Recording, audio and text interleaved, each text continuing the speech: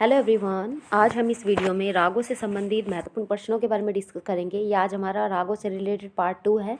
मैंने पहले भी एक वीडियो रागों से रिलेटेड अपलोड करी है। ये आपके सभी एग्जाम के लिए इंपॉर्टेंट होने वाले हैं, खासतौर पे यूजीसी नेट और फर्स्ट ग्रेड एग्जाम जो कि जिसमें कि बहुत डीपली क्वेश्चन पूछे जाते हैं, उससे रिलेटेड है।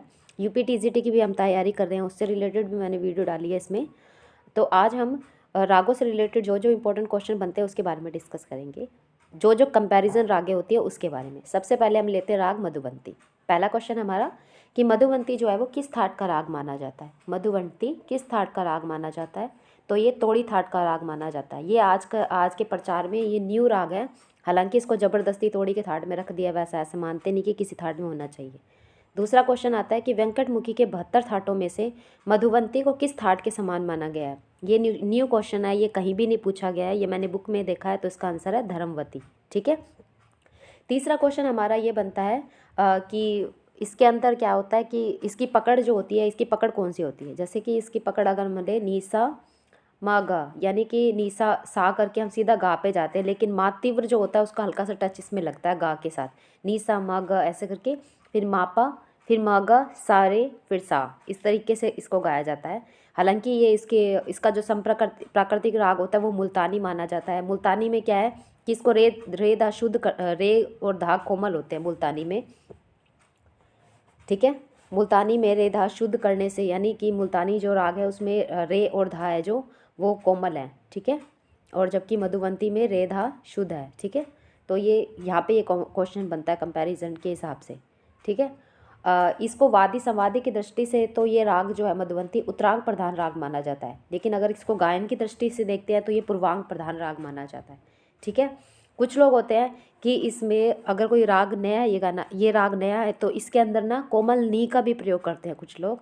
जैसे कि ग म पा नी धा पा, नी यानी कि कोमल नी का उन्होंने यूज़ किया, और पा के साथ नी की मीड़ की तरह जाता है। पा जो नी की तरफ मीड़ लेकर जाता है, वो कोमल नी होगा। जब मीड़ लेके जा रहा है पा नी को, तो वो नी जिस नी पर जा रहा है वो कोमल नी इन्होंने यूज़ किया है। अभी के कलाकार जो है उन्होंने इस तरीके से यूज़ किया है। और उसके बाद वो धापा पर आए हैं। ठीक है। फिर मापा मागा, फिर मापा मागा करके, हालांकि थोड़ा सा टच किया, ज़्यादा नहीं किया। ज़्यादा करेंगे तो राग, हालांकि टच अनुवादी विवादी स्वर के रूप में आप बोल सकते हो कि इसको नी को इन्होंने यूज़ किया है। ठीक है। मधुबंती का एक नया नाम सामने आता है कि मधुबंती है ना, जो इसको कुछ लोग अंबिका राग भी कहते हैं। अंबिका राग, ये यहाँ पर क्वेश्चन बनता है। अगर आप यूजीसी नेट की प्रिपरेशन कर रहे हो तो ये इंपॉर्टेंट क्वेश्चन है, थोड़ा सा डीपली है कि अंबिका राग किसे कहा जाता है। तो ये अंबिका राग जो है वो मधुबंती को ही कहा जाता है। कि अगर अंबिका क्वेश्चन में अंबिका भी दे देते हैं तो भी आप अंबिका पे मधुबंती नाम मानकर इसको टिक कर सकते हो। दूसरा क्वेश्चन आता है कि मधुबंती के सम प्राकृतिक राग कौन से हैं। तो मुल्तानी और पट्टदीप जो है वो मधुबंती के संप्राकृतिक राग है। और अगर इसका पूछा जाए कि इसके न्यास के स्वर कौन कौन से हैं, तो इसके ग और पा जो है वो न्यास के स्वर माने जाते हैं। ठीक है। गा और पा पे इसमें अवग्रह होता है पा पे, फिर पामा गरे, फिर सानी, यानी नी से हम सीधा गा पे जाते हैं। इसमें नी से अगर मंद नी से हम आगे बढ़ते समय सीधे गंधार पर जाते हैं, और फिर उसमें मध्यम का कर्ण लगाते हैं। मध्यम का कर्ण लगाते हैं उसके अंदर, गा पर जाते हैं। नी से सीधा गा पर जाते हैं। अगर हम मीड़ लेकर तो उसमें हम हल्का सा टच माँ का लगाते हैं, माँ तीव्र का। ठीक है। और क्वेश्चन आता है कि मधुबंती की जाति क्या है। इसकी जाति जो होती है वो ओढ़ संपूर्ण होती है। इसका वादी पंचम होता है और संवादी ऋषभ होता है। गायन समय जो इसका माना जाता है वो तीसरा पैर माना जाता है। ठीक है। इसमें से जो जो इंपॉर्टेंट क्वेश्चन बने वो मैंने आपको बता दिए।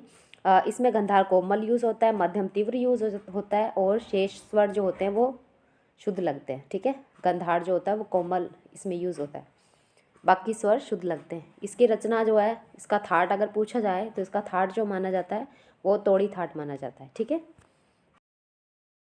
अगला क्वेश्चन हमारा आता है, अगला क्वेश्चन है राग अहिर भैरव से कि राग अहिर भैरव का सम प्राकृतिक राग कौन सा माना जाता है। ए ऑप्शन है भैरव, बी खमाज, सी काफ़ी, डी आनंद भैरव, या ई बागेश्वरी। तो मैं आपको बता दूं ये सभी राग जो है ये अहिर भैरव के सम प्राकृतिक राग माने जाते हैं। ठीक है। कईयों को तो मैंने ये क्वेश्चन आज ही पूछा था टेलीग्राम पे कि इसमें से अहिर भैरव का सम प्राकृतिक राग कौन सा नहीं है। तो उसमें आई होप कि काफ़ी सारे बच्चों ने सही बताया था। तो इसमें जो जो अहिर भैरव के समप्राकृतिक राग है वो भैरव, खमाज, काफ़ी, आनंद भैरव और बागेश्वरी है। ठीक है, अगला क्वेश्चन हमारा पूछा जाता है कि अहिर भैरव में राग अहिर भैरव में न्यास के स्वर कौन से हैं। ठीक है, तो इसके ऑप्शन है रेपा, ए ऑप्शन है रेपा, option B gamma, option C रे मापा और ऑप्शन डी रे गा मापा। तो इसका जो सही ऑप्शन बनेगा वो बनेगा रे गा मापा। रे गा मापा जो है इसके न्यास के स्वर है। ठीक है, अगला क्वेश्चन आता है हमारा अहिर भैरव का थाट क्या है। इसका तो बहुत सिंपल है, सभी को पता ही है, भैरव थाट का है ये। ठीक है, भैरव का ही अंग है ये, भैरव का एक प्रकार माना जाता है अहिर भैरव को। ठीक है, अब हम इसकी अहिर भैरव की पकड़ के बारे में डिस्कस करते हैं। अहिर भैरव की जो पकड़ है, जैसे कि गामा रे पर न्यास है, रे पर रे को आंदोलित किया जाता है, जैसे कि हम भैरव में रे और धा को आंदोलित करते हैं, उसी तरीके से अहिर भैरव में गामा रे को ज़्यादा किया जाता है। ठीक है, और कोमल रे यूज़ होता है इसमें, जैसे गामा रे, रेसा, फिर नी धा नी रे, यानी सा ना करके नी से हम सीधा रे पर जाएंगे। अहिर भैरव में जैसे हम सा पे चले जाते हैं भैरव में, इसमें हम इसको अलग करने के लिए धानी के बाद नी से सीधा रे पर जाएंगे, फिर रे पर आंदोलित करेंगे, फिर रे सा। ठीक है, इस तरीके से हम इसकी पकड़ को यूज़ करेंगे अहिर भैरव को। अगला क्वेश्चन जो आता है इसमें क्या है कि जैसे भैरव में हम करते हैं कि भैरव में हम पा को अच्छे से लेते हैं, पा को पूरा फोर्स करते हैं, पा पे अच्छे से उस पर न्यास भी करते हैं। लेकिन अहिर भैरव में क्या है कि आरोह में पंचम जो है वो अल्प यूज़ किया जाता है, हम भैरव के मुकाबले उस पर ज़्यादा फोर्स नहीं कर सकते। इसमें अहिर भैरव में आरोह में पंचम जो है वो अल्प यूज़ किया जाता है, और कभी कभी तो कुछ ऐसा भी होता है कि इसको वर्जित भी कर देते हैं लोग। ठीक है, इसमें कोमल ऋषभ आता है, शुद्ध गंधार, शुद्ध मध्यम। ठीक है, होता है, इसलिए प्रातःकालीन संधि प्रकाश राग माना जाता है। स्पेशली शुद्ध मध्यम को अगर देखते हैं तो संधि प्रकाश राग की श्रेणी में आता है, और कोमल ऋषभ भी है ना इसमें, इसलिए क्योंकि सायंकालीन जो संधि प्रकाश राग होते हैं उसमें तो महातीव्र यूज़ होता है, वो सायंकालीन संधि प्रकाश राग माने जाते हैं। ठीक है, कई बार क्वेश्चन ये पूछा जाता है कि अहिर भैरव में किन दो रागों का मिश्रण है। अहिर भैरव में किन दो रागों का मिश्रण है। ऑप्शन ए आता है भैरव और खमाज, ऑप्शन बी आता है भैरव और काफ़ी, ऑप्शन सी आता है भैरव और कोई भी राग भैरव, ऑप्शन सी आता है भैरव, ऑप्शन डी आता है ए और बी दोनों। देखो इसमें भैरव अहिर भैरव जो राग है ना, इसमें भैरव और कुछ लोग भैरव और खमाज रागों का मिश्रण मानते हैं, लेकिन कुछ लोग जो है ना इसमें भैरव और काफ़ी रागों का मिश्रण भी मानते हैं। तो अगर ये दोनों ऑप्शन में आता है तो आप दोनों को ही सही मानिएगा, क्योंकि इसमें भैरव और खमाज रागों का मिश्रण भी माना गया है और भैरव और काफ़ी का भी मिश्रण माना गया है। बाकी एग्जामिनर पर डिपेंड करता है कि वो इसको कौन सा मानेंगे। ठीक है, पूर्वांग में तो हम इसे अहिर भैरव के पूर्वांग में हम भैरव मानते हैं, और उत्तरांग में इसको खमाज या काफ़ी का मानते हैं। ठीक है, अगला क्वेश्चन हमारा आता है कि पंडित भातखंडे जी ने अहिर भैरव में किन दो रागों का मिश्रण माना है। पंडित भातखंडे जी ने अहिर भैरव में किन दो रागों का मिश्रण माना है। तो इसका आंसर जो आएगा वो आएगा पंडित भातखंडे जी ने अहिर भैरव में भैरव और काफ़ी राग का मिश्रण माना है। ठीक है,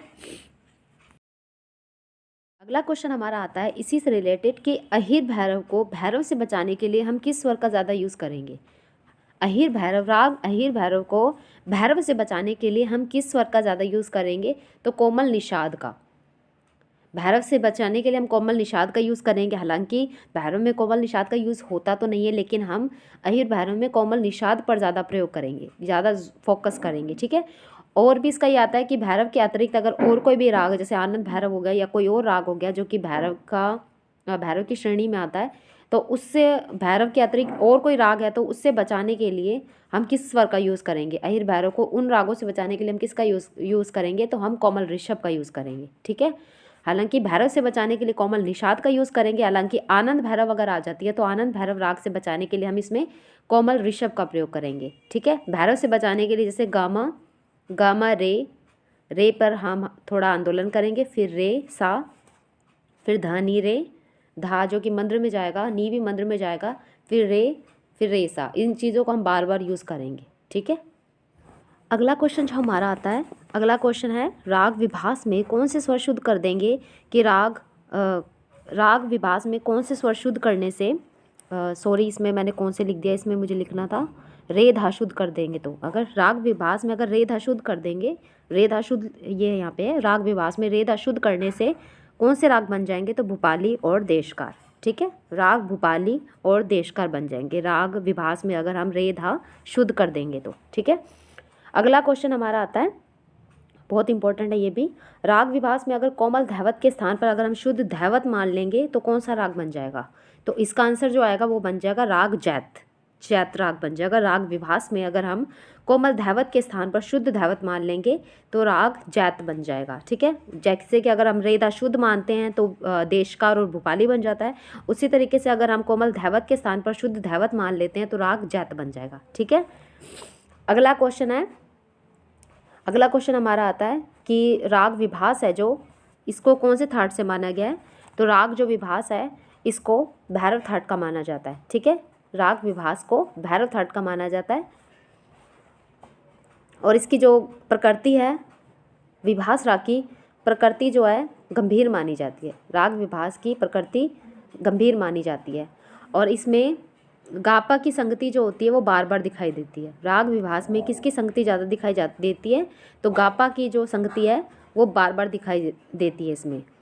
इसमें क्या है कि राग विभास में धैवत के साथ जो होता है ना पंचम, धैवत के साथ पंचम जो है ना वो ज़्यादा चमकता है। राग विभास में धैवत के साथ किस स्वर का यूज़ ज़्यादा किया जाता है? क्वेश्चन बनता है तो राग विभास में धैवत के साथ अगर हम पंचम का प्रयोग ज़्यादा करते हैं तो राग विभास जो है वो खूब चमकता है, ठीक है।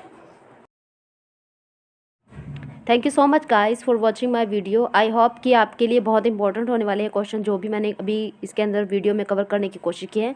और सबसे इंपॉर्टेंट, अगर हम किसी राग कर रहे हैं तो सबसे पहले उस राग का कंपैरिजन जो है वो देखो कि इस राग में इस राग से रिलेटेड क्या चीज़ है, तभी क्वेश्चन वहीं से बनते हैं। ऐसे तो हम सारी रागें नहीं पढ़ सकते, जो कंपैरिजन की बात जब होती है तब वो चीज़ हमें ज़्यादा पढ़नी चाहिए क्योंकि क्वेश्चन वहीं से बनता है। Thank you so much.